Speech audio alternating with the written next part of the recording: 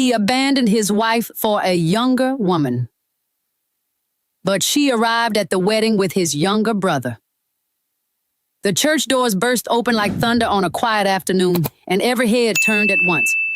The groom stood at the altar in his tailored suit, his hand still holding his bride's delicate fingers, when he saw her.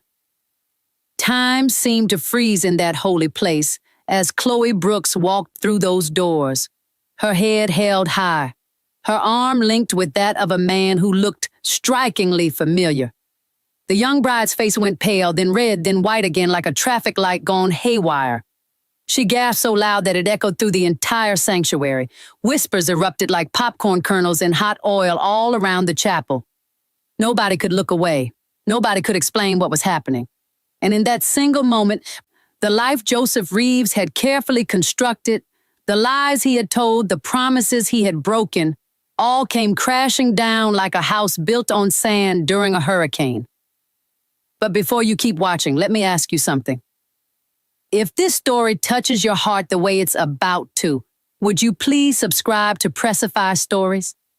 Turn on that notification bell so you never miss another story that will make you cry, make you angry, and make you question everything you thought you knew about loyalty and love.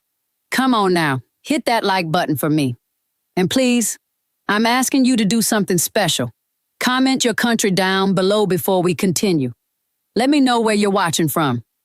This story belongs to all of us, doesn't it? Because this is the kind of pain that knows no borders. Now, let's go back to the beginning. Because to understand this moment, you need to understand Chloe and Joseph's journey. You need to feel what she felt before that wedding day arrived. 25 years. That's how long Chloe Brooks and Joseph Reeves had been married. 25 years of mornings waking up next to each other, of shared dreams, of building a life together from nothing but love and determination. When they first met at a medical conference in Houston back in the late 1990s, Chloe was a young pediatrician with fire in her eyes and ambition in her heart. She had just completed her residency at Herman Memorial Hospital, and she was presenting research on childhood immunizations. Joseph was there representing his company, Coastal Oil Services. A man with a strong presence and a genuine smile that made her feel like she was the only person in that crowded ballroom. He was not the handsomest man she had ever seen, but there was something about him, a kindness, a steadiness, a way of listening like he actually cared about what you were saying. Joseph asked her to dance that night, and she said yes. He asked her to dinner the next week, and she said yes to that too. Within 6 months, they were talking about forever. Within a year, he was on one knee with a ring his mother helped him choose, a beautiful diamond that caught the light like a promise made real. Chloe said yes without hesitation, without doubt, without any idea that this man would one day break her heart so completely that she would wonder if she had imagined the love they shared. Their marriage started like a fairy tale. They bought a modest home in the suburbs of Houston, a 3-bedroom house with a small backyard where they dreamed of one day having children running around. Chloe worked at Texas Children's Hospital, where she treated kids with everything from ear infections to leukemia. She loved her job with a passion that was almost spiritual.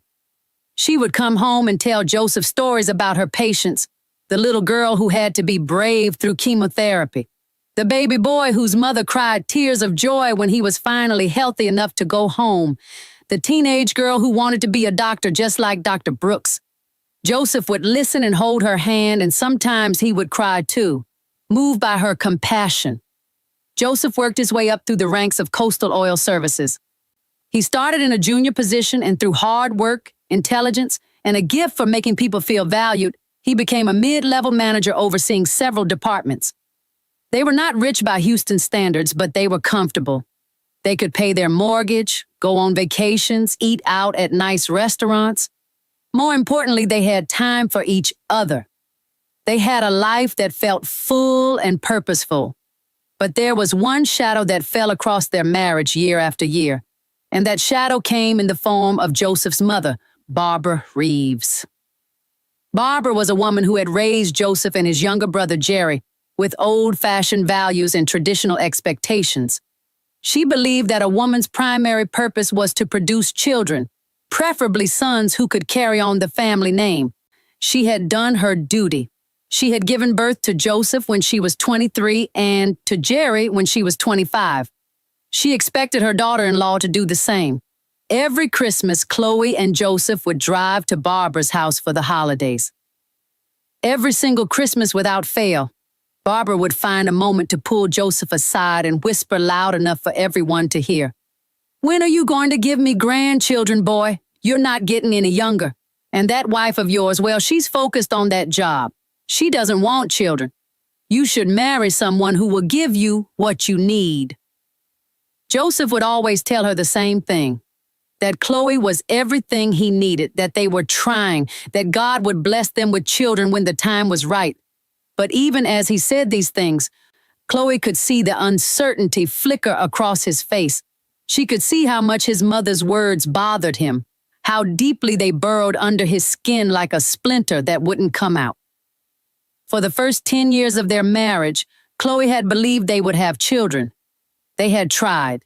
They had been to fertility specialists, had tests done, had pursued various treatments.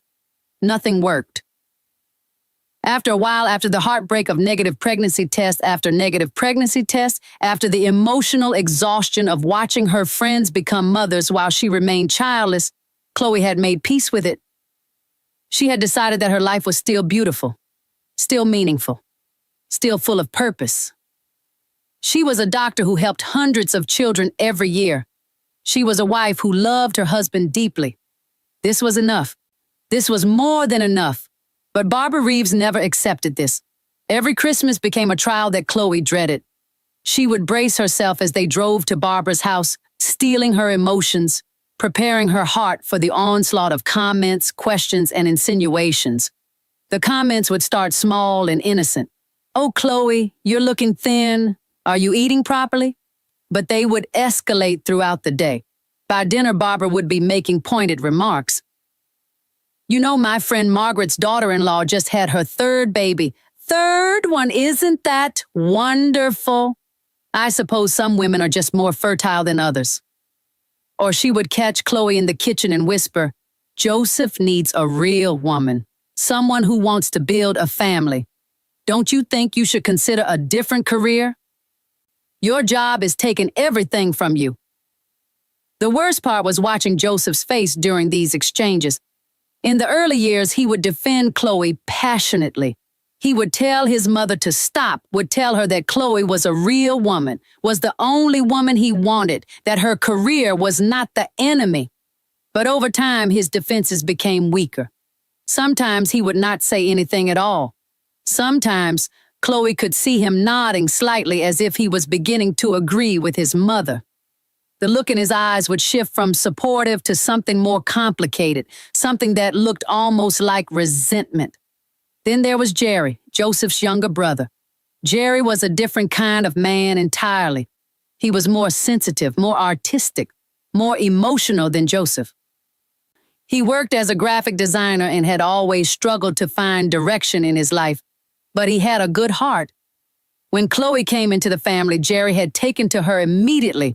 He called her his big sister, and he meant it. While their mother was making cruel comments about Chloe's childlessness, Jerry would find ways to comfort her. He would sit with her in the living room while the adults watched television and tell her stories to make her laugh. He would give her genuine compliments about her intelligence and her kindness. He would remind her that she was valued, that she mattered, that some people were meant to change the world in different ways. For years, Jerry had been there during those painful Christmases. But about 5 years into their marriage, Jerry had started dating a woman named Susan Benson. Susan was beautiful, vivacious, and charming, but she had a way of making everything about herself. She did not like to share Jerry's attention with his family, and soon Jerry's presence at family gatherings became sporadic. Sometimes he would come alone, sometimes he would not come at all. Chloe missed him during those times, missed his kindness and his gentle support. But she never said anything to Joseph about it, never asked him to force Jerry to be there more often. She knew that would make things more complicated. What Chloe did not know was that during this same period, Something fundamental was shifting in Joseph's heart. It was a slow shift, so gradual that neither of them noticed it happening until it was too late to stop it. Joseph had begun to internalize his mother's criticism. He had begun to believe that perhaps Chloe was not enough, that perhaps he was missing out on something by staying with her. He had begun to wonder if his mother was right, if his wife's career was a symbol of her selfishness, if her focus on work meant she did not care enough about him or about their future together. The first real sign that something was wrong came on a Tuesday night in October. Chloe had come home from a long day at the hospital. She had performed 2 surgeries on pediatric patients, had spent an hour counseling a family whose child had been diagnosed with diabetes, and had stayed late to check on a little boy who was recovering from acute leukemia. She was tired in the bone-deep way that comes from giving everything you have to people you care about. She had made Joseph's favorite dinner, slow-cooked beef stew with fresh bread, and she was looking forward to sitting down with him and just being together, just enjoying each other's company the way they used to. But when Joseph came home, there was something different about him. He seemed distant, preoccupied. He picked at his food without really tasting it. When Chloe tried to tell him about her day, about the little girl who had made her laugh with her questions, he gave her short, non-committal answers. Finally, Chloe put down her fork and looked at him directly. "Joseph, what's wrong? You've been quiet all evening. Is everything okay at work?" Joseph was quiet for a long moment. Then he said something that would change everything. "Chloe, I've been thinking about something and I need to talk to you about it. I think you should consider quitting your job." Chloe stared at him as if he had spoken in a language she did not understand. "I'm sorry, what? Quit my job? Joseph, I love my job. I'm helping children every single day. This is my purpose. This is what I was meant to do." "I know you love it," Joseph said, and his voice was calm, rational, the voice of a man who had practiced this conversation multiple times in his head. "But I think it's taking too much from us. I think if you stepped back, if you were home more, if you focused on us, on building a family, things could be different. Maybe you could work part-time, or maybe you could take a break for a few years. Take a break from saving children's lives." Chloe's voice rose despite her best efforts to stay calm. "Joseph, I don't understand. Where is this coming from? We've talked about this before. We agreed that my career was important. We agreed that we were building our lives together, that we would figure out the children's situation if and when it happened. What has changed?" "My mother talked to me last week," Joseph said quietly. "She said that she had been thinking about us, about our marriage. She said that she thinks the reason we haven't been able to have children is because we're not putting our family first. She thinks if you were home more, if you were not so stressed from work, it might happen naturally." Chloe felt something crack inside her chest. "Your mother? Joseph, your mother has been criticizing me for years. She has never been happy with me because I am not pregnant. And now you're letting her dictate our life decisions? You're listening to her instead of listening to me, instead of believing in me and in us." "I am listening to you," Joseph said, but his voice was defensive now. "I'm trying to figure out what's best for our future. All I'm asking is that you think about it. That's all, just consider it."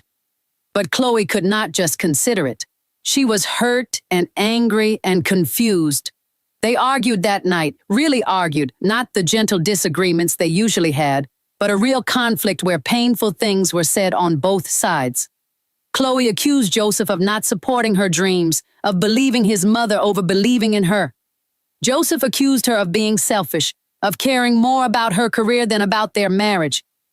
By the time they went to bed that night, they were sleeping with their backs to each other, neither one willing to bridge the gap between them. The next morning, Chloe woke before Joseph and went into the bathroom to splash cold water on her face. She looked at herself in the mirror and barely recognized the woman looking back at her. Her eyes were red from crying, her face puffy. She had never imagined that her marriage would feel this fragile, this threatened. She had always believed that what she and Joseph had was solid, was strong enough to weather any storm. But now she was not so sure.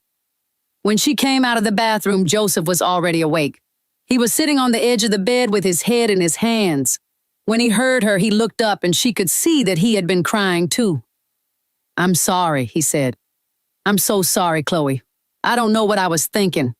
I don't want you to quit your job. I love you so much and I'm proud of you. Please forgive me."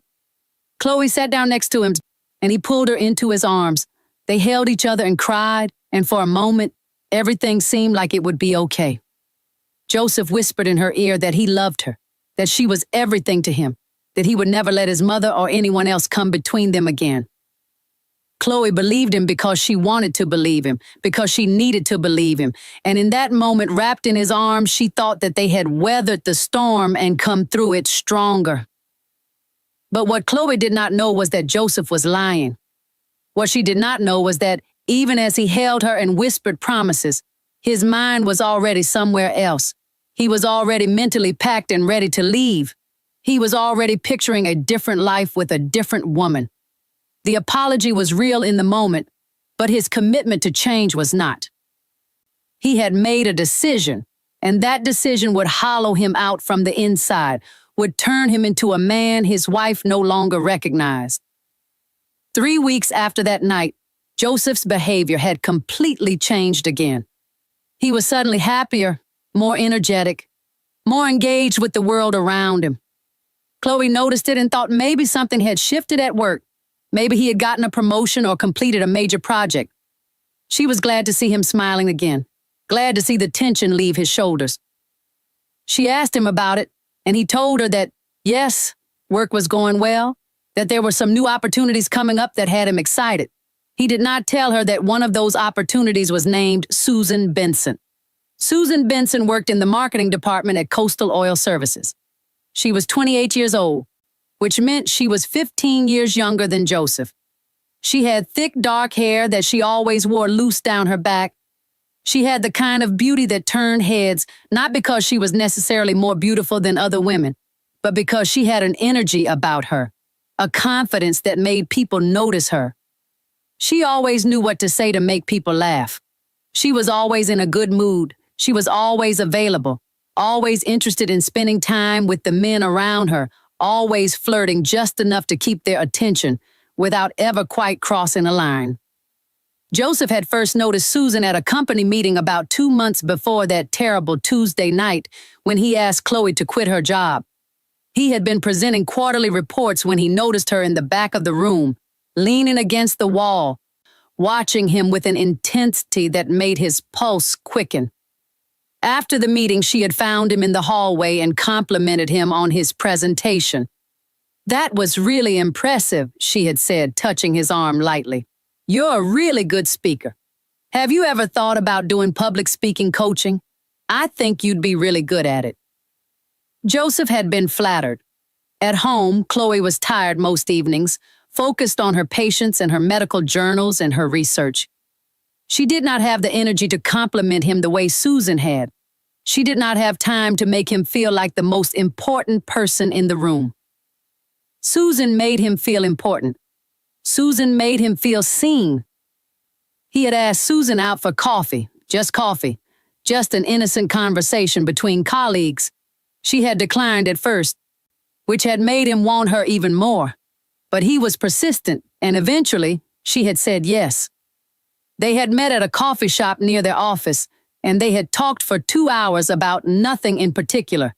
Movies they liked, restaurants they had been to, travel dreams they shared. It had felt exhilarating and dangerous in a way that Joseph's marriage had never felt.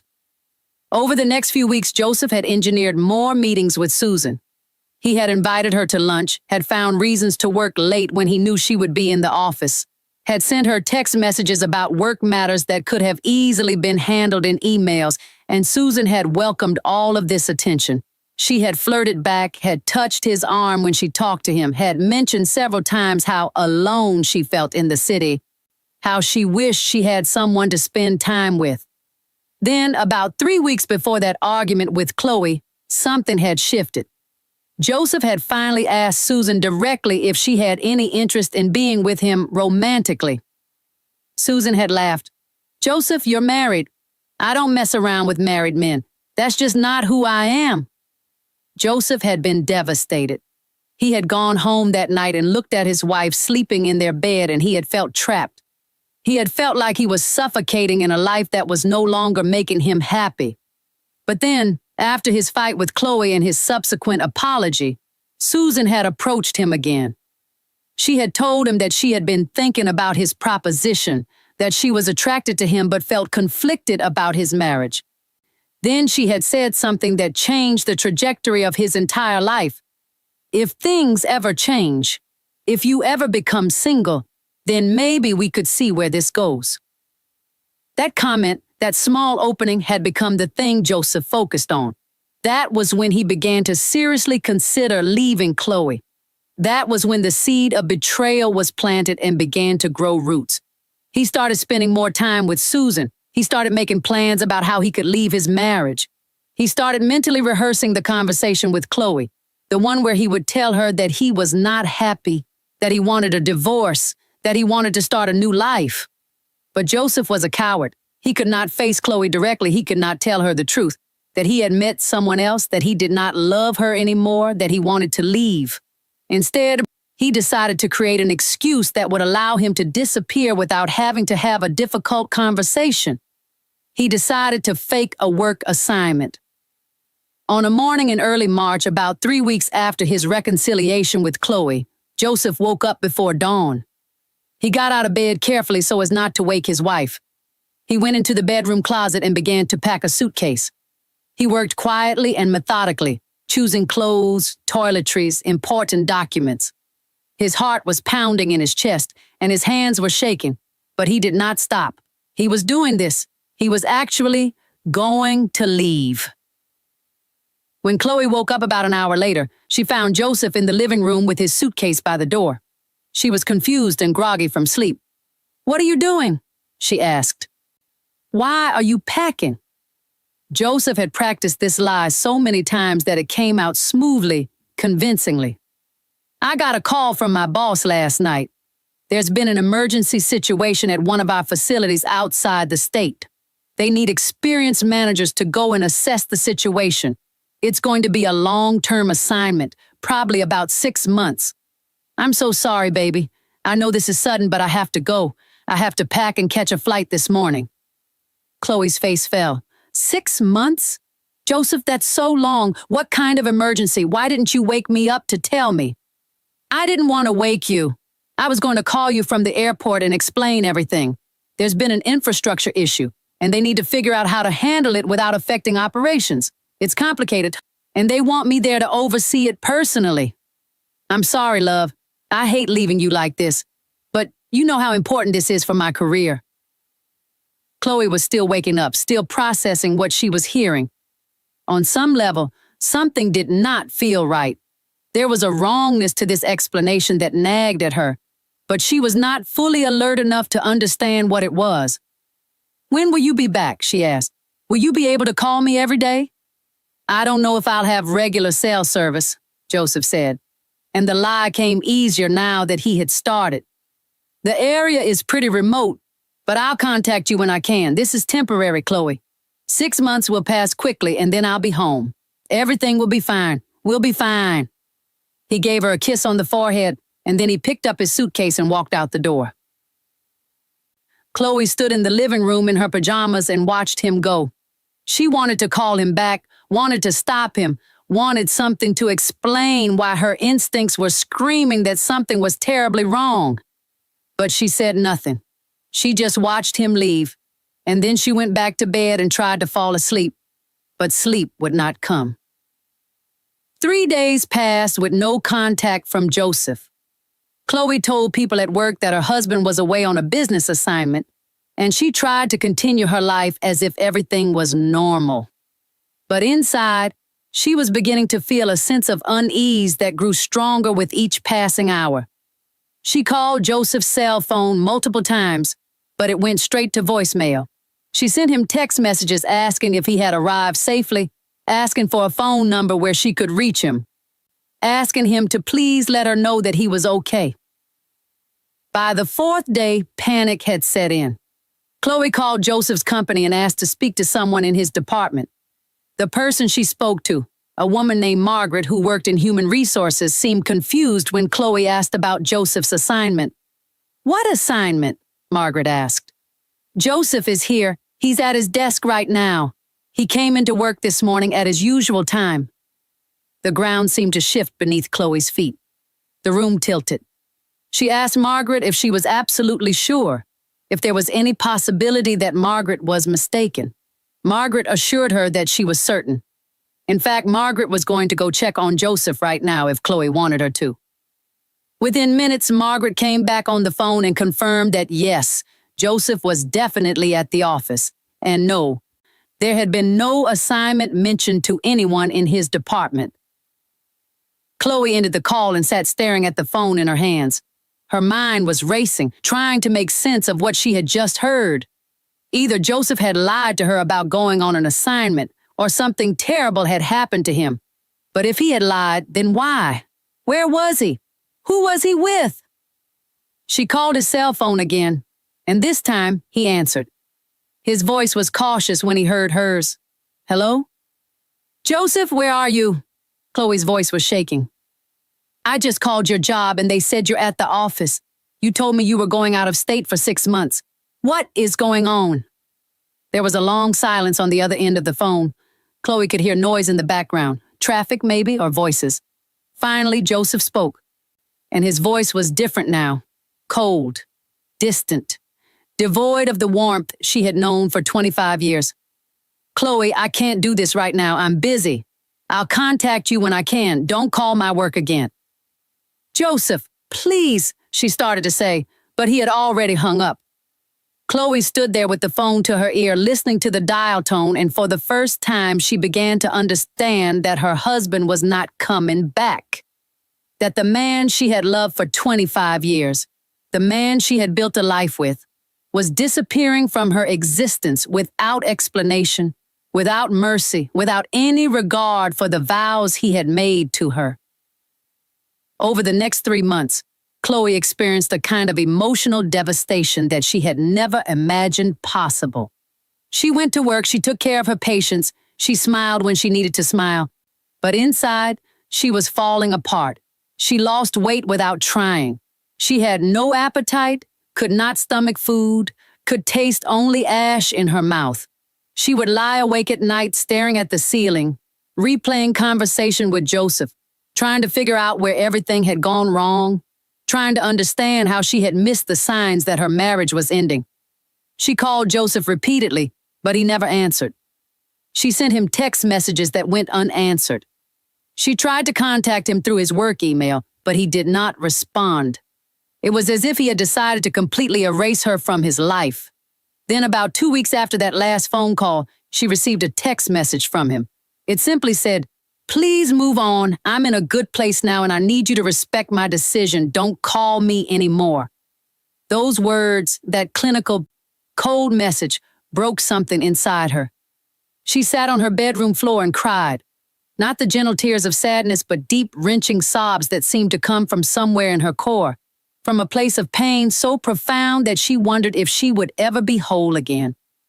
The man she had loved for 25 years, the man she had promised to spend the rest of her life with, was telling her to move on as if their entire marriage was nothing more than a minor inconvenience, a relationship that could be discarded like yesterday's newspaper. She called her best friend, a woman named Diane, who worked with her at the hospital, and told her everything. Diane came over that night with ice cream and tissues, and she held Chloe while she cried. "I don't understand," Chloe kept saying over and over like a broken record, like a prayer with no answer. "I don't understand what I did wrong. I don't understand how he can just disappear like this. I don't understand how someone can look you in the eyes and promise forever and then just walk away without explanation. I don't understand." Diane did not have answers for her. Nobody had answers for her, because there were no good answers. Sometimes people simply chose to betray the people who loved them most. Sometimes people decided that the easy way out was better than facing their problems. Sometimes people became strangers to themselves, and in doing so, they became strangers to the people who loved them. The days that followed were a blur of pain and confusion. Chloe went through the motions of her life like an automaton, a wind-up doll performing predetermined actions. She would wake up in the morning and stare at the ceiling for an hour, unable to muster the energy to get out of bed. Then, somehow, she would force herself up. She would shower, though the water would feel like needles on her skin. She would get dressed in clothes that hung loose on her shrinking frame. She would drive to the hospital. At work, she was a ghost. Her colleagues asked her if she was okay, and she would give them short answers. Yes, fine, just tired. They did not believe her, but they did not push. They could see that something fundamental had shifted in Chloe Brooks, something that had been broken and might never be repaired. But still, she did her job. She examined children with her stethoscope pressed to their chests. She looked in their ears and down their throats. She wrote prescriptions. She delivered diagnoses. She saved lives, even as her own was falling apart around her. At night, she would come home to an empty house that felt too big, too quiet, too full of memories. She would stand in the kitchen and look at the stove where she had cooked Joseph's favorite meals. She would walk through the living room where they had watched movies together on Sunday nights, his arm around her shoulders, her head against his chest. She would pass the bedroom where they had slept together, where she had felt safe and loved, and she would wonder if any of it had ever been real. Had he ever truly loved her? Or had he been counting down the days, waiting for an excuse to leave, waiting for someone younger and more exciting to come along? She lost weight without trying. Her clothes became baggy. Her colleagues asked if she was sick. Her mother called. Chloe had not told her parents about Joseph's departure, had not yet found the words to explain that her marriage was over. And Chloe lied, told her that everything was fine, that she was just working hard. She did not want to see the disappointment in her mother's eyes. She did not want to hear the questions about what had gone wrong, whether she had done something to make Joseph unhappy. She did not want to relive the story over and over again. A week passed with no contact from Joseph. Then 2 weeks. Then 3. Chloe's calls went to voicemail. Her text messages went unanswered. It was as if Joseph had died, except for the cruelty of knowing that he was still alive somewhere, still breathing, still existing in the world, just refusing to acknowledge that she was alive as well. By the 4th week of silence, Chloe had begun to experience something worse than pain. She had begun to experience doubt. She started to wonder if she had imagined the entire thing. Had Joseph really left her? Was it possible that she was having some kind of breakdown, some kind of mental episode where she had created this narrative of abandonment? She would look at her wedding ring on her finger. She had not been able to take it off, and she would think about removing it, accepting the reality of her situation. But she could not bring herself to do it. That ring was proof that what they had shared was real, that it had existed, that she was not crazy. She tried to call the oil company again, thinking maybe there was something she had missed, some explanation that would make sense of Joseph's disappearance. She spoke to a different person in the HR department, a man named Marcus who was more helpful than Margaret had been. She asked him about Joseph's employment status, whether he was on leave, whether there was any assignment she should know about. Marcus told her that Joseph was still actively employed and had been coming to work regularly. He had not requested any leave. There was no assignment. "I'm sorry," Marcus said, and he genuinely sounded sorry, which made it worse somehow. "It sounds like there's been some kind of misunderstanding between you and your husband. That's between you two to sort out. But as far as the company is concerned, he's here and he's working." Chloe hung up the phone and sat in stunned silence. So Joseph had lied to her from the very beginning. There had never been an assignment. He had not gone anywhere. He had simply been living his life, going to work, seeing this other woman, all while leaving his wife in complete darkness, wondering where he was, wondering if something had happened to him, wondering if she was losing her mind. She decided to do something she had never done before in her marriage. She decided to follow him. It felt wrong. felt like a violation of the trust that was supposed to exist between husband and wife, but that trust had already been shattered. What was left to protect? On a Thursday evening, she left work and drove not to her home, but to the office building where Joseph worked. She parked in a spot where she could see the main entrance, and she waited. An hour passed, then 2 hours. Her heart was pounding in her chest. Her hands were sweating on the steering wheel. She was terrified and exhilarated at the same time, terrified of what she might discover, exhilarated by taking some kind of action instead of just sitting at home crying. Then she saw him. Joseph walked out of the building with a woman she did not recognize. The woman was young, probably in her late 20s, with long dark hair and a confident stride. She was laughing at something Joseph had said, her hand on his arm. And Joseph was smiling. He was actually smiling. He looked happy.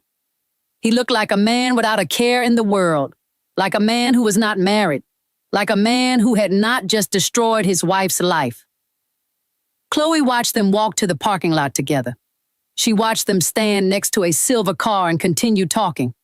She watched them say goodbye, though not before the woman leaned in and kissed Joseph on the cheek. And then Chloe started her car and drove away because she could not bear to watch anymore.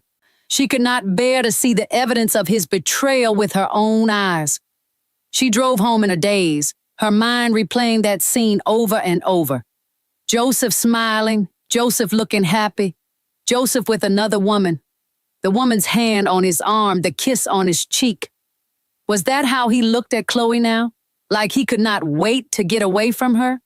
Had he ever smiled at Chloe the way he had been smiling at this woman? When she got home, she sat on the couch and did something she had not done since the initial breakdown. She stopped crying. The tears dried up. The pain crystallized into something harder, something colder. And in that moment, Chloe Brooks made a decision. She would not beg Joseph to come home. She would not call him anymore. She would not sit by the phone waiting for him to reach out.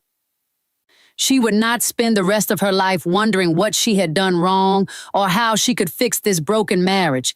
Instead, she would survive. She would endure. She would figure out what came next, and she would do it alone if necessary. Because one thing had become clear to her. Joseph had made his choice. He had chosen someone else. He had chosen to leave her, and now she would have to learn how to be alone. But even as she made this resolution, even as she sat in the quiet of her empty house, questions still haunted her. What was going to happen next? How could Joseph simply disappear from her life without any discussion of divorce, without any legal proceedings? Was he planning to come back at some point?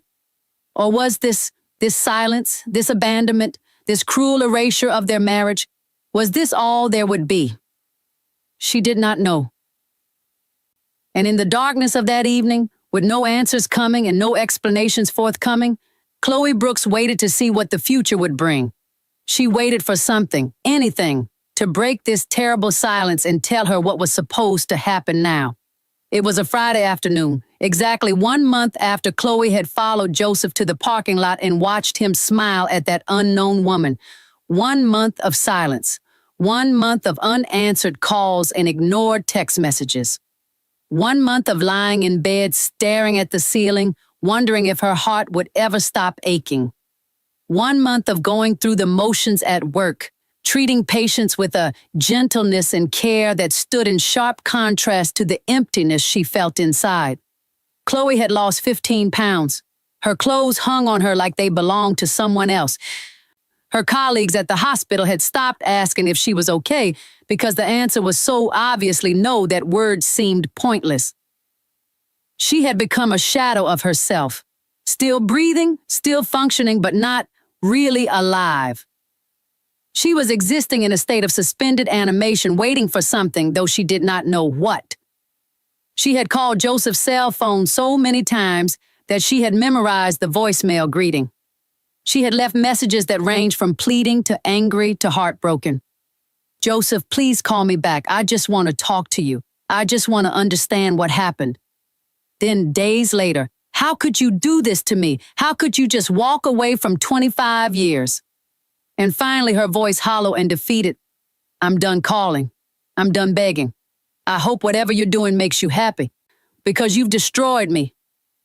But there was no response. There was only silence. Endless and crushing silence that felt like drowning in slow motion. The text message came on a Tuesday evening. Chloe was in the kitchen, mechanically preparing dinner that she had no intention of eating, when her phone buzzed. Her heart leaped. Maybe it was Joseph, finally reaching out, finally ready to talk.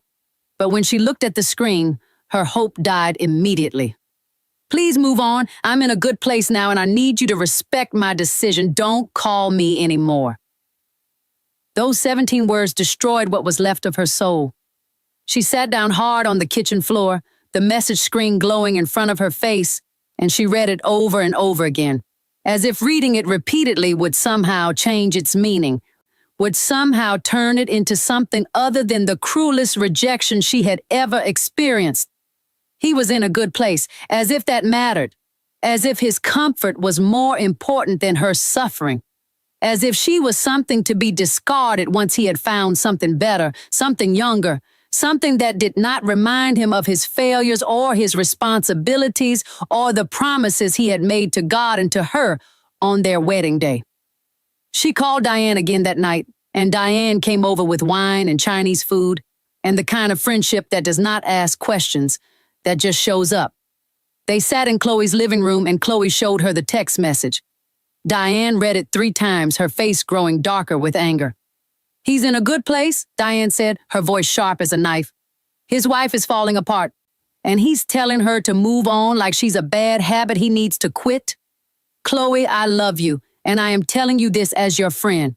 You need to let him go. You need to stop reaching out to him. You need to stop waiting for him to do the right thing, because he has clearly shown you that he is not a good man. He is a coward, and he does not deserve another minute of your energy or your tears. Chloe knew Diane was right. On an intellectual level, she understood this, but her heart was not listening to reason.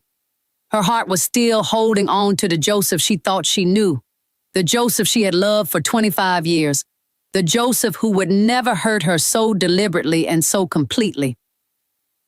She did not call Joseph again after that night. She deleted his contact from her phone. She took down the photos of them together from her dresser and put them in a box in the closet. She moved through the world like a ghost, present in body but absent in spirit, going through the motions without any real engagement with life. And then, on a Tuesday evening 4 weeks later, her doorbell rang. Chloe was in her pajamas, sitting on the couch with a cup of tea that had gone cold an hour ago. She was so startled by the sound of the bell that she nearly jumped off the couch. No one came to visit her anymore. Diane had stopped coming by after Chloe had not engaged with her efforts to cheer her up, and her family, well, her family still did not know what had happened. She had not told them, could not bring herself to admit that her marriage was over, that the man she had married had simply abandoned her. She went to the door and opened it to find Jerry Reeves standing on her porch. But this was not the Jerry she had known, the kind, gentle younger brother who had always made her laugh at family gatherings. This Jerry looked broken. His hair was unkempt. His eyes were red and swollen, and he was wearing the same clothes he appeared to have slept in for several days straight. He looked like a man who had been run over by a truck and was still trying to figure out what had hit him. Jerry? Chloe said, concern flooding through her despite her own pain. What's wrong? Come inside. Are you okay? Is your mother okay? Jerry walked inside slowly, like every step was an effort. Chloe guided him to the couch, and he sat down heavily, as if his legs could no longer support him. He put his head in his hands, and his shoulders began to shake. Jerry, you're scaring me, Chloe said, sitting down next to him. Please tell me what's happened. Is someone hurt? Is there an emergency? Jerry looked up at her, and his eyes were so full of pain that Chloe felt her own tears threatening to spill over. I heard something today, Jerry said, his voice hoarse. And I didn't believe it at first, so I called Joseph and made him tell me the truth. Chloe, I'm so sorry. I'm so sorry that I have to be the one to tell you this." "Tell me what?" Chloe's voice was barely a whisper. "Jerry, what did you hear?" "Joseph is getting married," Jerry said. "He's getting married next month, and I had to come and tell you in person because you deserve to know. You deserve to hear this from someone who cares about you, not from gossip or rumors or a random person at a bar." Chloe felt the room spin. She understood the words Jerry was saying, understood each individual word, but strung together they made no sense. Joseph was married to her. He could not just marry someone else without a divorce. That was not how the law worked. That was not how anything worked. "That's not possible," Chloe said slowly. "We're still married, Jerry. He can't marry someone else while he's married to me." "I know," Jerry said, and his voice was full of anger now, anger directed at his brother. "I know that, and I think Joseph knows that too. I don't know what he's thinking. I don't know if he's planning to get a divorce or if he's just going through with the wedding anyway. All I know is that he told me the wedding is scheduled for June 15th at St. Catherine's Church, and he's doing it." Chloe stood up abruptly, suddenly unable to be still. She began to pace back and forth in her living room, her mind racing. June 15th. That was 4 weeks away. 4 weeks for Joseph to finalize some kind of legal process that would allow him to marry someone else. 4 weeks for him to completely erase her from his life and start fresh with someone new. "Who is he marrying?" Chloe asked, though she thought she already knew the answer. "It's the woman I saw him with at the parking lot, isn't it? The one he's been seeing at work." Jerry nodded slowly. "Her name is Susan Benson. She works in the marketing department at his company." Then Jerry paused, and he swallowed hard, as if preparing himself to say something even worse. "Chloe, there's something else you need to know, and I don't know how to tell you this without sounding crazy, but I need to tell you the truth." "What?" Chloe stopped pacing and looked at him directly. "What else is there?" "Susan Benson. I think she's the same Susan Benson who was dating me. We met about a year ago through mutual friends, and we were together for several months. It was serious, Chloe. I was thinking about asking her to marry me, but then she just left me. She said she had met someone else, someone with more opportunities, someone who could give her a better life, and I think that someone else was Joseph." The world seemed to tilt on its axis. Chloe sat back down on the couch because her legs would no longer support her. Not only had Joseph left her for another woman, but he had left her for his own brother's girlfriend. He had betrayed not just his wife, but his own brother as well. The cruelty of it was almost incomprehensible. "Oh, Jerry," Chloe whispered, reaching out and taking his hand. I'm so sorry that this happened to you." "I'm sorry that it happened to you," Jerry said, squeezing her hand. "You're the innocent one here, Chloe. You're the one who loved him, who stuck with him, who built a life with him. And this is how he repays you. This is how he treats the woman who has been faithful to him, who has supported him, who has given him everything." They sat together in silence for a long time, two people bound together by the betrayal of the man they had both trusted. And in that silence, something shifted. Chloe realized that she was not alone in this. Jerry was suffering too. Jerry was angry too. Jerry had been wronged just as deeply, maybe even more deeply because of the violation of brotherhood that Joseph had committed. "What are you going to do?" Jerry asked finally. "Are you going to let him just go through with this wedding like nothing happened?" Chloe thought about that question carefully. What was she going to do? She could do nothing. Could let Joseph marry his young bride while Chloe remained technically married to him. Could disappear from his life and let him live in his delusion that he had cleanly erased her. Or she could do something. She could make her presence known. She could force Joseph to face what he had done. Could force Susan Benson to understand the woman whose husband she was stealing. Could make sure that everyone knew the truth about Joseph Reeves. "I'm going to go to that wedding," Chloe said slowly, the words taking shape as she spoke them. "And you're going to come with me." Because if Joseph has the audacity to betray us both, then we have the audacity to make sure he knows that we know the truth. We're going to walk into that church together, and we're going to sit in the back, and we're going to watch him marry the woman who left you for him. And let's see if he can still smile and pretend that everything is right with the world. Jerry looked at her with something like awe. Are you sure? Are you really sure you want to put yourself through that? It's going to be painful. It's already painful, Chloe said. But at least this way the pain will have a purpose. At least this way I'll have confronted the reality of what Joseph has become. I won't have to spend the rest of my life wondering what happened at that wedding, wondering if I should have done something. I'll know. And maybe, just maybe, Susan Benson will realize what she's gotten herself into. Over the next 4 weeks, Chloe and Jerry formed a bond that grew stronger with each passing day. They spent time together, talked about their pain, talked about Joseph's betrayal, talked about the future. Jerry would come over after work, and they would cook dinner together. They would sit on Chloe's porch and watch the sunset. They would cry together, and they would laugh together, sharing memories of better times before Joseph had become a stranger to them both. Jerry told Chloe stories about growing up with Joseph, about how their brother had always been the favorite son, the one their mother praised, the one who always seemed to do everything right. Jerry had spent his whole life in Joseph's shadow, always coming up short, always being the disappointment. And maybe, Jerry said, that had made him more sensitive to other people's pain, more empathetic, more aware of how his actions affected others. Chloe told Jerry about her marriage, about the good years before the doubts had set in, before Joseph had allowed his mother's poison to seep into his mind. She told him about the moment she realized that Joseph was no longer the man she had married, that he had become someone capable of this kind of deception and cruelty. She told him that she was grieving not just the loss of her marriage, but the loss of the man she thought Joseph was. As the days went by, Chloe began to eat again. Not much, and not with any real appetite, but enough to stop losing weight. She began to sleep through the night. She began to engage with her patients at the hospital with something approaching her old enthusiasm.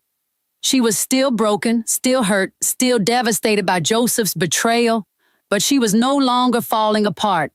She was beginning to rebuild herself piece by piece, day by day. And then June 15th arrived. The church was beautiful in a traditional way. White walls, tall stained glass windows, wooden pews worn smooth by generations of worshipers. Chloe and Jerry arrived about 15 minutes before the ceremony was scheduled to begin. They sat in the back row as far away from the altar as possible, hidden in the shadows. Chloe wore a simple black dress. She had wanted to wear something that would make a statement, but she had ultimately decided that she did not need to announce her presence. Joseph would see her when he was meant to see her. Her heart was pounding so hard that she could barely breathe. She kept thinking about leaving, about not going through with this, about protecting herself from whatever emotion was going to crash down on her when she saw Joseph with his new bride. But she stayed. She stayed because she had made a commitment to herself. And she was not going to break that commitment, not like Joseph had broken his commitments to her. The guests began to filter in. There were not many, maybe 100 people total. Some were Joseph's colleagues from work, people who were there because they felt obligated to attend. Some were friends of Susan's, young people who looked excited to celebrate their friend's wedding. Some were family members, though Chloe did not see Barbara Reeves anywhere, which surprised her until she remembered that Joseph had probably not invited his mother, probably did not want to face her judgment even now. The music began, the traditional wedding march, and everyone stood up. Susan Benson appeared at the back of the church, and she was stunning in a white wedding dress that probably cost more than Chloe's entire salary for a month. Her dark hair was styled perfectly, her makeup was flawless, and she was smiling like a woman who had just won the lottery. Chloe felt Jerry's hand find hers in the darkness of the back pew. She squeezed it tightly, grounding herself in the present moment, reminding herself that she was not alone. Then Joseph appeared at the altar, and Chloe's breath caught in her throat. He looked handsome in his tuxedo, looked happy, looked like a man without a care in the world. And in that moment, the anger that had been simmering in Chloe's chest for the past month boiled over. How dare he look happy? How dare he stand there in a house of God and prepare to commit this sacrilege, this violation of the marriage vows he had already made to her? How dare he smile like a man at peace when he had just destroyed a woman who had loved him with everything she had? Susan began to walk down the aisle, and Chloe could see the moment when Joseph first saw her. His face lit up with a joy that Chloe had not seen in years, maybe not since they were first married. He reached out for Susan's hand, and together they approached the altar. The pastor began to speak, his words about love and commitment and the sacred nature of marriage feeling like a mockery to Chloe. How could he stand there and speak about the sanctity of marriage when Joseph was committing bigamy, when Joseph was betraying the woman he had promised to love until death? Then came the moment that would change everything. The pastor was about to ask if anyone objected to the marriage, a formality that no one ever really expected would result in an actual objection, when the back doors of the church opened. Chloe and Jerry stood up. They stood up slowly, deliberately, making sure that everyone in the church could see them. And together they began to walk down the aisle toward the altar. The whispers started immediately. Guests turned to each other with confusion and shock written across their faces. Who was the woman in the black dress? Who was the man with her? Why were they walking toward the altar? Joseph's face went white. Chloe could see the exact moment when he recognized her, could see the exact moment when his world began to crumble. He looked like a man who had just seen a ghost, who had just realized that the past he thought he had escaped was walking toward him in broad daylight. But Chloe was not looking at Joseph. She was looking at Susan Benson. And when Susan recognized Jerry, her face underwent a transformation that would have been comical if the situation was not so tragic. Her smile died, her skin went pale. Her hand, which had been resting on Joseph's arm, suddenly went limp. "No," Susan whispered, though her voice was loud enough for the people in the front rows to hear. "No, that's not—" "Hi, Susan," Jerry said, his voice calm and steady as he and Chloe came to a stop a few feet away from the altar. "Funny running into you here. I didn't expect to see you at this particular wedding. Or maybe I should have, knowing what you're really like." The pastor looked completely bewildered. "I'm sorry. What is happening here? Do you have an objection to this marriage?" Chloe stepped forward. "Yes," she said, her voice clear and strong, stronger than she had felt in months. "I have an objection. This man is already married to me. My name is Chloe Brooks Reeves, and I have been married to Joseph Reeves for 25 years. I do not know if he has told you that he has not bothered to file for divorce, if he has tried to hide the fact that he is already married, but I am telling you now, he is already married." The church erupted into chaos. Guests were standing up, whispering urgently to each other. Susan had released Joseph's hand and was backing away from him, her face a mask of shock and betrayal. Joseph looked like he wanted to disappear into the floor, like he wanted to wake up and discover that this was all a nightmare from which he could escape. "What is the meaning of this?" the pastor demanded. "Joseph, is this true? Are you already married?" Joseph's mouth opened and closed without any sound coming out. He looked at Chloe, then at Susan, then at Jerry, and then back at Chloe. And in that moment, it seemed like the reality of what he had done finally crashed down on him. It seemed like he finally understood that he could not outrun his past, that the woman he had discarded was not going to quietly disappear, that his actions had consequences that he could not escape through deception and cruelty. Joseph started to say, but his voice was weak, broken. Yes, I'm married. I was married. I didn't think—" "You didn't think?" Chloe's voice was sharp as a blade. "You didn't think what, Joseph? You didn't think I would ever find out? You didn't think I would care? You didn't think that your wife of 25 years deserved better than to be humiliated in front of a church full of people because you decided she was no longer convenient? Susan had backed away to the other side of the altar. She was staring at Joseph with an expression that mixed anger and disgust and betrayal. You told me you were divorced, she said, her voice shaking. You told me you had filed the paperwork months ago. You told me there were no complications, that it was all settled. You lied to me. I didn't lie, Joseph said weakly. I thought by the time we got married, it would be finalized. Without even filing it? Susan's voice rose. Without even starting the process? Joseph, I can't do this. I can't marry someone who lied to me. I can't be part of this. Susan turned and walked back down the aisle, away from the altar, away from Joseph, away from the wedding that would not happen. As she passed Chloe and Jerry, she paused for just a moment and said, I'm sorry, I didn't know. He told me they were getting divorced. Chloe did not respond. She did not know what to say to this young woman who had been just as deceived as she had been, who had been a victim of Joseph's lies just as much as anyone else. The church was in complete chaos now. The pastor looked like he did not know what to do with himself. Some guests were standing to leave, deciding that the entertainment was over. Others were still sitting in their seats, watching the drama unfold with expressions of shock and morbid fascination.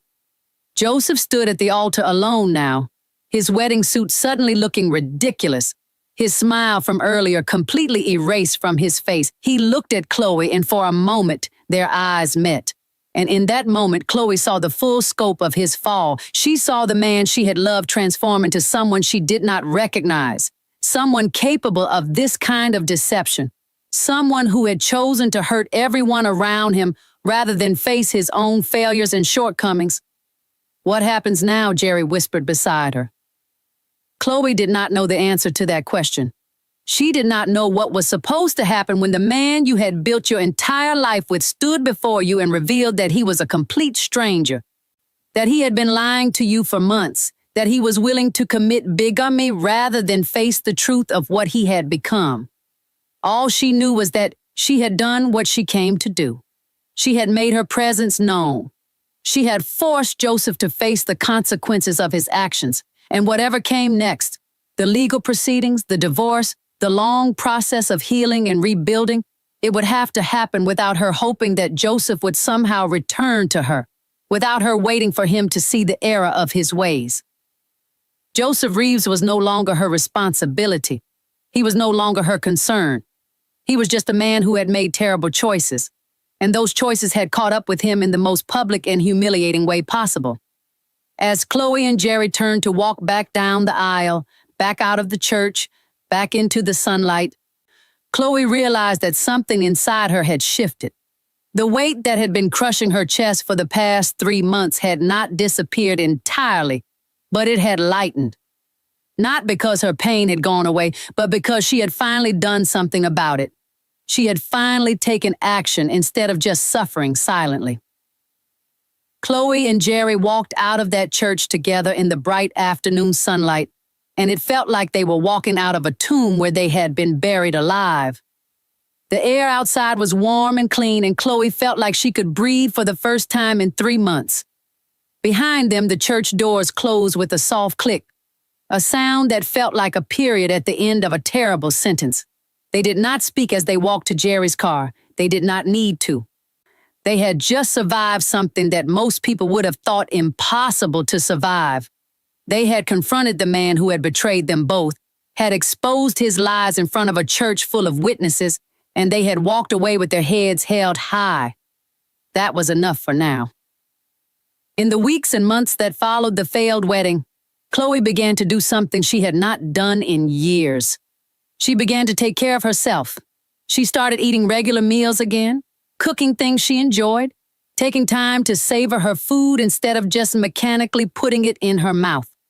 She began to exercise, taking long walks through her neighborhood, letting the Houston heat and humidity remind her that she was alive, that her body still worked, that she could still feel things besides pain. More importantly, she began to focus on her career again. At the hospital, she threw herself into her work with renewed passion. She took on additional patients. She volunteered for research projects. She began to mentor younger doctors who wanted to go into pediatrics. Her colleagues noticed the change in her. They noticed that the ghost who had been haunting the halls of Texas Children's Hospital was slowly becoming a real person again. But there was something else happening during this time that Chloe did not fully understand at first. Jerry had become a constant presence in her life. He came over most evenings after work. He would bring dinner and sit with her on her porch. He would help her with small repairs around the house. He would talk to her late into the night about his dreams and his fears and his hopes for the future. And slowly, Chloe began to realize that Jerry was trying to become more than a friend to her. He was trying to become her romantic partner. He would sit closer to her than necessary. He would find excuses to touch her arm or her hand. He would compliment her in ways that went beyond friendship, telling her how beautiful she was, how strong she was, how he did not understand how Joseph could have left her. At first, Chloe appreciated his attention. After months of feeling invisible, unwanted, discarded, it felt good to be noticed again, to be told that she was worth something. But as the months passed and Jerry's hints became more direct, Chloe began to feel uncomfortable. She began to notice things that troubled her. The way Jerry would sometimes look at her when he thought she was not watching. The way he asked about her finances, about her retirement account, about her savings.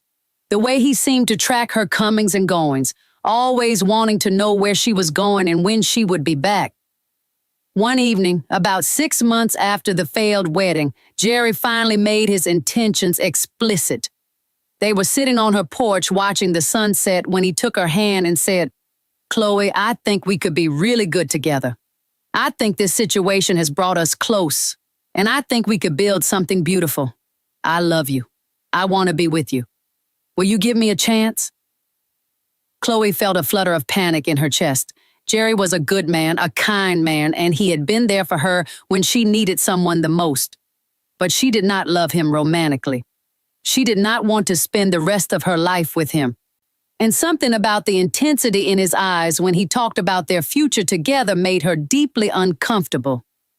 "Jerry," she said gently, "I care about you. I care about you very much. But I'm not in love with you. And I don't think it's fair to either of us to pretend that I am.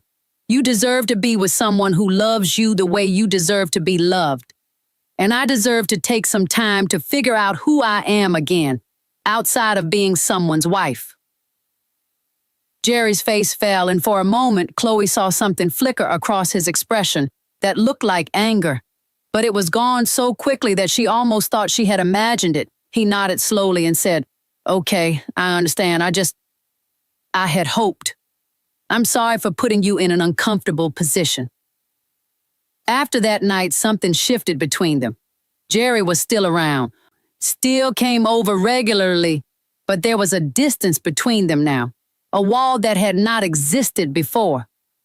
Chloe told herself that it was for the best, that maintaining a friendship was better than a relationship that was not built on mutual romantic love. But she also found herself increasingly grateful that she had learned to be comfortable with her own company, that she did not need anyone to complete her, that she could be whole on her own. It was during this period of rebuilding and self-discovery that something extraordinary happened. Chloe had bought a lottery ticket on a whim one evening after work. She had never done it before. She had never believed in games of chance, had always thought that the lottery was a tax on people who could not do math. But that day, she was feeling spontaneous, feeling alive in a way she had not felt in years, and so she stopped at the convenience store and bought a ticket. She did not think about the ticket for a week. It sat on her kitchen counter, forgotten, mixed in with junk mail and magazines. But then, almost a month later, she happened to see the lottery numbers on the news, and something made her look at her ticket. She held it up to the television screen, checking number by number. When she realized that all 6 numbers matched, her hands began to shake so badly that she nearly dropped the ticket. She had won. Chloe Brooks, a pediatrician in her 50s, a woman who had been discarded by her husband and left alone to pick up the pieces of her shattered life, had won $147 million in the lottery. She sat down hard on her kitchen chair and stared at the ticket, unable to believe what she was seeing. This was real. This was actually happening. Her life, which had felt so uncertain, so fragile, so precarious, had just been transformed in an instant. She would never have to worry about money again. She would be able to travel. She would be able to donate to causes she cared about. She would be able to live exactly the kind of life she wanted to live, without compromise, without sacrifice. For the first time in a long time, Chloe allowed herself to cry tears of joy instead of tears of pain. The news of her lottery win spread quickly through her hospital and her neighborhood. Suddenly, people who had avoided her when she was grieving her marriage became interested in her again. Friends who had slowly drifted away suddenly wanted to reconnect. And Jerry, who had been somewhat distant since she had rejected his romantic advances, suddenly became very interested in spending time with her again. He began to talk about their future together, about how he had made a mistake in confessing his romantic feelings so directly, about how he understood now that she needed time to heal before she could open her heart to him again. He suggested that they take trips together. He asked her to consider investing in his design business. He hinted that with her money, they could build something incredible together. Chloe listened to all of this, and she felt a deep sadness wash over her. She realized that Jerry was not interested in her at all. He was interested in her money. He had been interested in her money all along, she suspected, and the fact that she had rejected him romantically had only made him more determined to find another way to access her wealth. One evening, about 3 weeks after she had claimed her lottery winnings, Chloe made a decision. She told Jerry that she needed to speak with him about something serious. They sat in her living room and she looked him directly in the eyes and said, "Jerry, I know why you're really here.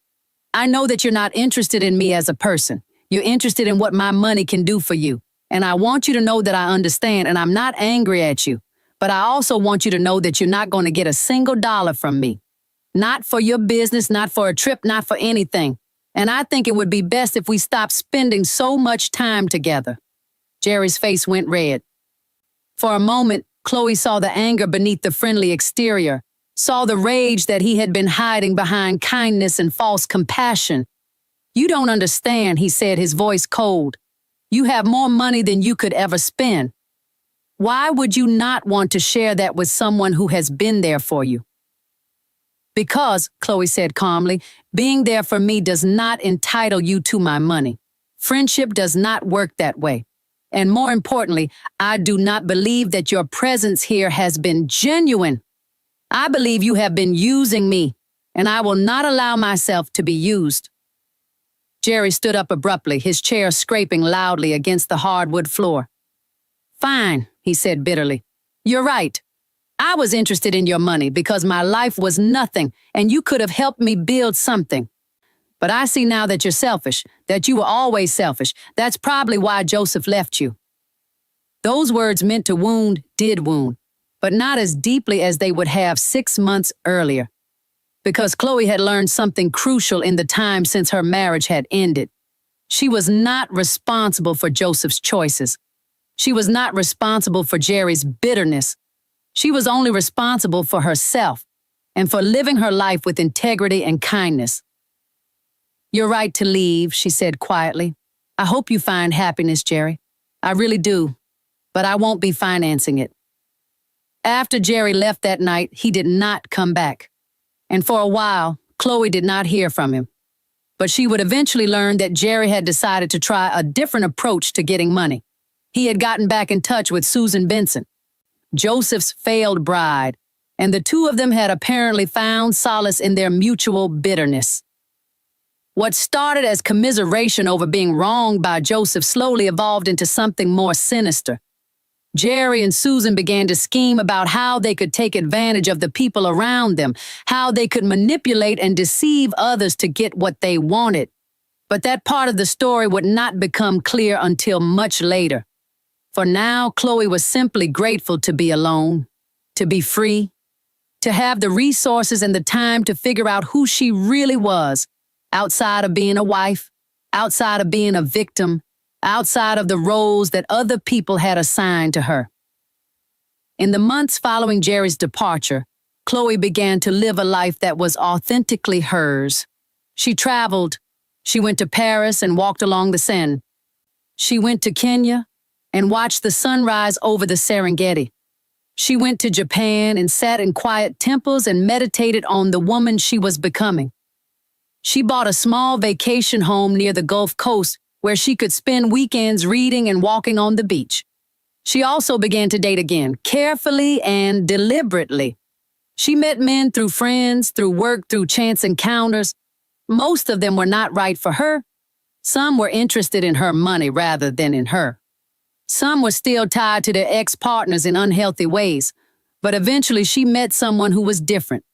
His name was Leonard Webb, and he was a retired teacher who was about the same age as Chloe. He had kind eyes and a gentle way of speaking.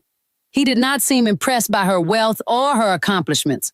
What he seemed impressed by was her, the actual person that she was, her compassion, her intelligence, her resilience, her ability to laugh even after everything she had been through. They started slowly. They went for coffee. They went to dinner. They took walks through Houston's beautiful neighborhoods. And gradually, Chloe began to feel something she had thought might be lost forever. The capacity to trust someone, to open her heart, to believe that love could exist without deception and betrayal. Leonard was never jealous of her past with Joseph. He did not need her to prove her worth to him. He simply loved her, fully and completely, and he made no demands on her other than to be present with him. It was healing in a way that Chloe had not expected. It was gentle and quiet and real. About a year after they met, Leonard proposed to her. They were sitting on her porch near the Gulf, watching the sunset, and he took her hand and asked her to marry him. Chloe said yes without hesitation, without doubt, without any of the fear that she had felt when she said yes to Joseph all those years ago. Their wedding was small and intimate, just close friends and family. There were no grand traditions, no performances, no expectations other than that two people who loved each other were choosing to build a life together. When Leonard kissed her at the altar, Chloe felt a sense of wholeness that had nothing to do with external circumstances. She was no longer trying to be the woman that someone else wanted her to be. She was simply being herself, and that was enough. Meanwhile, the karma that had been set in motion by Joseph and Jerry's actions was working its way through the universe, slowly and inexorably bringing consequences. Joseph's marriage to Susan had ended almost immediately after the wedding incident. Susan had left him and had taken a significant amount of his money with her when she did. Without the relationship to distract him, Joseph had thrown himself into his work, hoping to rebuild his life and restore his reputation at his company. But the story of his failed wedding, of his still married status, had spread through the oil company like wildfire. He became known as the man who had tried to commit bigamy, and his career had stalled. He was no longer promoted. He was no longer given the best assignments. He was simply allowed to continue working while everyone around him whispered and judged. Years passed, and Joseph's life became increasingly small and empty. He did not try to reconcile with Chloe. He did not reach out to his brother. He did not try to rebuild any of the relationships that he had damaged. Instead, he seemed to retreat into himself, becoming a bitter, angry man who blamed everyone but himself for his unhappiness. He drank more than he should have. He developed health problems from the stress and the alcohol. By the time he was in his late 60s, he looked like a man who had lived a much harder life than he actually had. Meanwhile, Jerry's and Susan's schemes had continued to escalate. They had moved beyond simple manipulation and into outright fraud. They had stolen money from multiple people. They had created fake identities to open bank accounts. They had committed forgery and wire fraud. For a while, they had managed to stay ahead of the law, always careful enough to cover their tracks. always smart enough to stay one step ahead of detection. But eventually their luck ran out. A woman they had defrauded was also a former FBI agent, and she had not forgotten the money that Jerry and Susan had taken from her. She had spent years quietly gathering evidence, building a case, waiting for the right moment to strike. That moment came on a Tuesday evening when federal agents arrived at the apartment that Jerry and Susan were sharing and arrested them both. The trial that followed was a spectacle. The evidence against them was overwhelming. They had committed dozens of crimes, had stolen over $2 million from innocent people. Jerry and Susan tried to blame each other, tried to minimize their own culpability, but the jury saw through their attempts at self-preservation. They were both convicted of multiple counts of fraud, forgery, and wire fraud. Jerry received a sentence of 12 years in prison. Susan received a sentence of 10 years. When Chloe heard about Jerry's arrest and conviction, she felt a mix of emotions that she could not quite untangle. There was satisfaction, yes, satisfaction that he had been caught, that he was facing consequences for his actions. But there was also sadness that Joseph's brother had turned himself into a criminal. Sadness that his bitterness and his greed had led him down such a dark path. She wondered, not for the first time, if things could have been different if Joseph had not left Jerry for Susan. If Jerry had not been humiliated and heartbroken by that betrayal. But she also knew that she could not spend her life wondering about alternate timelines and roads not taken. She could only deal with the reality that existed. Jerry was in prison. He would face the consequences of his actions, and Chloe would move on with her life. But the most dramatic moment of reckoning was still to come. Years after the failed wedding, after Chloe had remarried and rebuilt her life, Barbara Reeves, Joseph's mother, reached out to Chloe. Barbara was now in her 80s. Her health was failing, and she was living alone in a small apartment. Her son Joseph was barely in contact with her. Jerry was in prison. She had no one else to turn to. Chloe did not have to help her. Legally, morally, practically, Chloe owed Barbara Reeves nothing. Barbara had spent years criticizing Chloe, had spent years pushing Joseph away from his wife, had spent years making Chloe feel unwelcome and unwanted in the family. Chloe had every right to turn her back on the woman who had made her Christmas visit so painful, who had contributed to the dissolution of her marriage. But Chloe was not that kind of woman. She was not a woman who turned away from people in need, even if those people had wronged her. She was not a woman who believed in revenge or in making others suffer because they had made her suffer. So when Barbara called her, Chloe listened. When Barbara explained her situation, that she had no money, no family support, and no one to take care of her, Chloe did not hesitate. She invited Barbara to come live with her and Leonard. She set up a room for her. She arranged for medical care. She made sure that Barbara had everything she needed to live with dignity in her final years. Leonard was surprised by Chloe's decision at first, but he came to understand it. He saw the woman he loved caring for the woman who had hurt her so deeply. And he realized that this was the true measure of who Chloe was.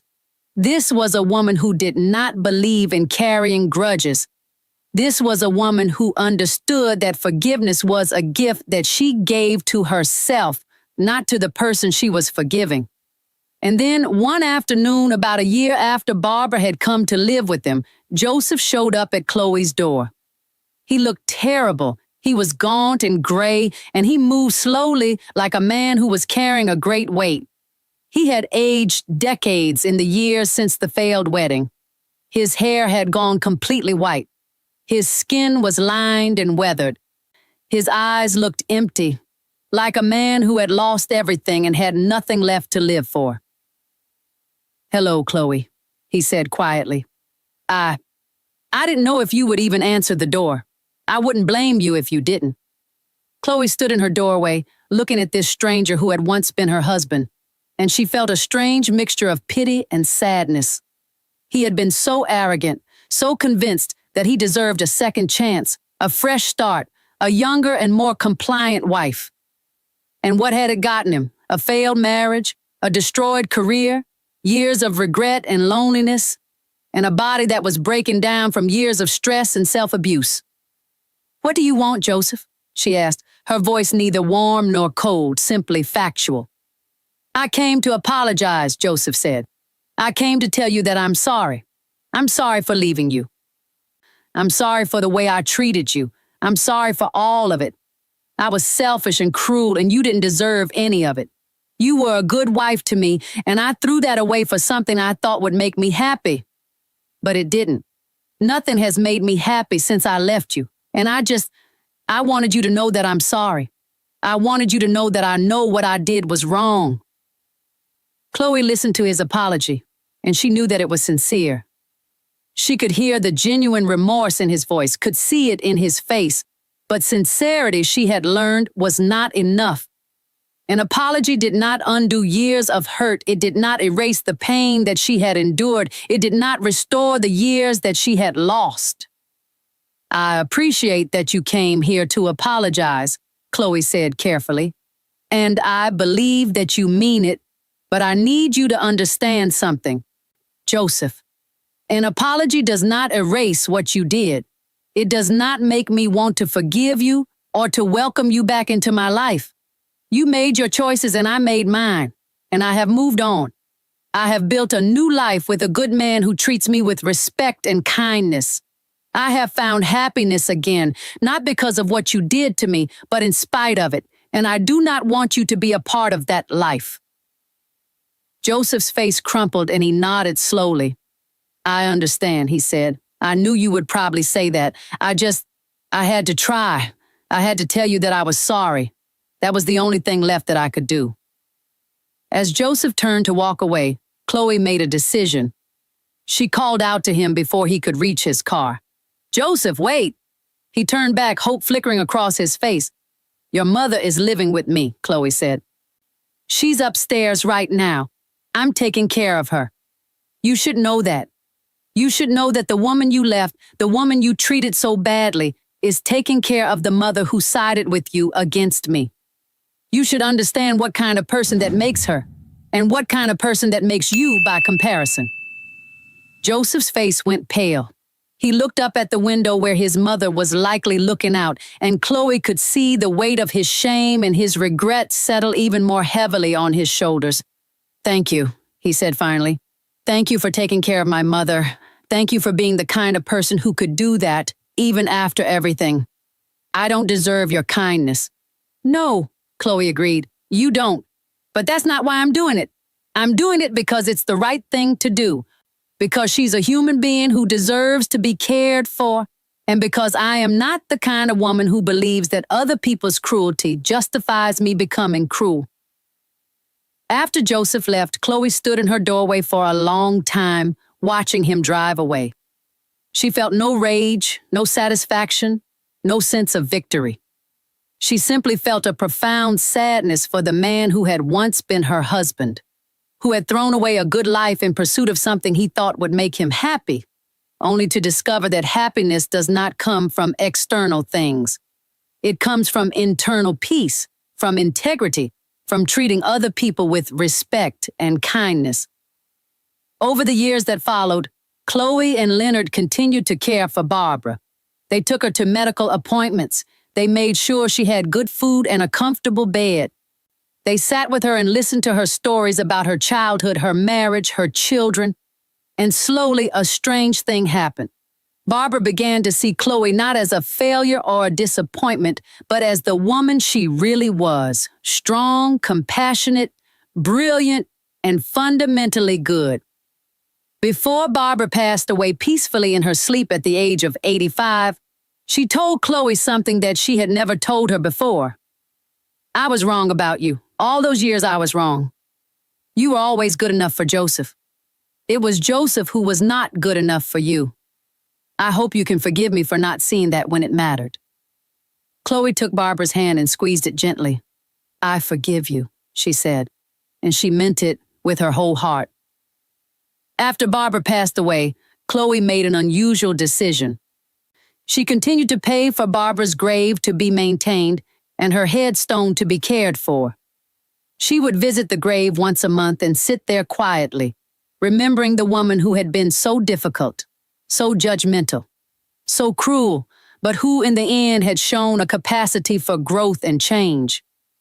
Her life with Leonard was quiet and fulfilling. They traveled together, they spent time with friends, they volunteer at the hospital where Chloe still works part-time, using her wealth and her expertise to help children who cannot afford medical care. They built a life together that was based on mutual respect, genuine affection, and a shared commitment to making the world a better place. And sometimes, when Chloe was alone, she would think about Joseph and Jerry and the paths that they had chosen. And she would feel grateful for the pain that she had endured because that pain had taught her who she really was. It had taught her that she was stronger than she believed. It had taught her that she could survive betrayal and come out the other side whole. It had taught her that love could take many forms, and that the love she shared with Leonard was far more valuable than the love she had shared with Joseph, because it was based on truth rather than illusion. Years later, when people would ask Chloe about her marriage to Joseph, she would not express bitterness or anger. She would simply say, he was a man who made certain choices, and those choices led him down a path that brought him unhappiness. But his unhappiness is not my responsibility. My responsibility is to live my life with integrity and kindness, and to be the kind of person who helps rather than harms. And that is exactly what Chloe Brooks Webb did for the rest of her life. Now, I want to ask you something, because this story is your story too. This is the story of any person who has been betrayed by someone they loved. This is the story of anyone who has had to rebuild their life from the ashes of their broken dreams. So I want to know, what would you have done in Chloe's situation? Would you have walked into that church with Jerry to confront Joseph? Or would you have stayed home and protected yourself from the pain? Would you have given Jerry money after he showed his true colors, or would you have cut him off as Chloe did? And most importantly, would you have taken Barbara in and cared for her? Or would you have turned her away? Tell me in the comments. I want to know what you think. I want to know whether you think Chloe was right to forgive, or whether you think she should have been harder on the people who wronged her. I want to know who you think is really at fault in this story. Joseph for leaving? Barbara for pushing him away? Jerry for trying to use Chloe? Or is the fault shared among all of them? And before you go, please do something for me. Subscribe to Pressify Stories if you haven't already. Turn on that notification bell so you never miss another story. Like this video if it touched your heart, if it made you think, if it made you feel something. Share it with someone you care about. And check out the other videos on this channel. We have over 100 stories of different genres. Stories of love and loss, of triumph and tragedy, of justice and redemption. Stories that will make you cry and make you laugh and make you reflect on what really matters in life. Thank you for watching. Thank you for taking this journey with Chloe and Joseph and Jerry and all the people whose lives were changed by the choices they made. Remember, your choices matter. The way you treat people matters. The decisions you make today will echo into your future and into the lives of everyone around you. Make sure that those echoes are ones that you will be proud of.